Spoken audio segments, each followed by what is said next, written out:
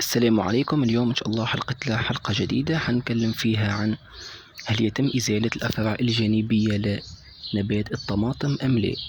طبعا الحلقة هذه حلقة مهمة جدا جدا بالنسبة للناس اللي بتسأل عن الأفرع الجانبية وهل يتم إزالتها لنبات الطماطم أم لا. فطبعا قبل ما نبدأ حلقتنا أتمنى تعمل اشتراك القناة ولايك إذا عجبكم الفيديو وتشاهدوا معنا الحلقة للنهاية. طبعا خلال فترة نمو الطماطم وبعد تقريبا 40 يوم إلى 50 يوم من تاريخ الزراعة تبدأ الطماطم تطلع أفرع جانبية بالشكل هذا. طبعا بتبدأ الأفرع تنمو من أسفل الساق لغاية ما تبدأ أول عقد أزهار. يبدأ نبات الطماطم يطلع أفرع جانبية. طبعا على سبيل المثال هذه شتل الطماطم كاملة لاحظنا أمامكم. طبعا من أسفل الساق حتلاقي بداية ظهور الأفرع الجانبية، وفي مستوى أول عقد حتلاقي فرع جانبي كبير بينمو مع كل عقد حتلاقي فرع جانبي لاحظنا أمامكم.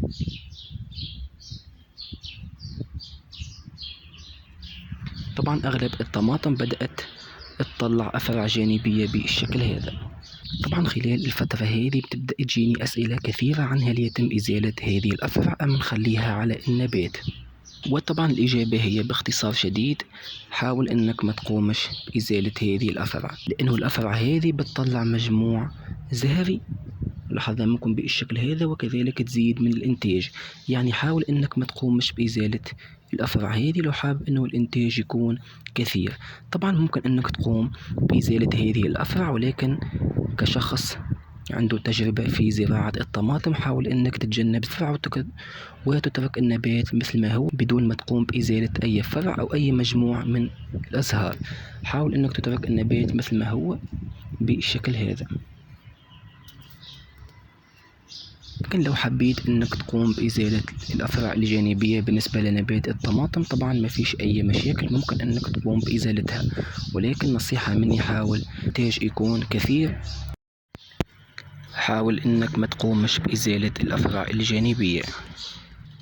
فطبعا ملخص الحلقة لو حابب أنك تقوم بإزالة الأفرع الجانبية بالنسبة للطماطم ما فيش أي مشاكل، ولكن الإنتاج حيكون قليل. ومن المستحسن أنك ما تقومش بإزالة هذه الأفرع وتترك النبات مثل ما هو. وطبعا في نهاية الحلقة أتمنى تكون عجبتكم وأتمنى تكونوا استفدتوا. لو عندكم أي سؤال أتمنى تكتبوه أسفل التعليقات، وإن شاء الله ملتقانا في الحلقات المقبلة. وشكرا والسلام عليكم ورحمة الله تعالى وبركاته.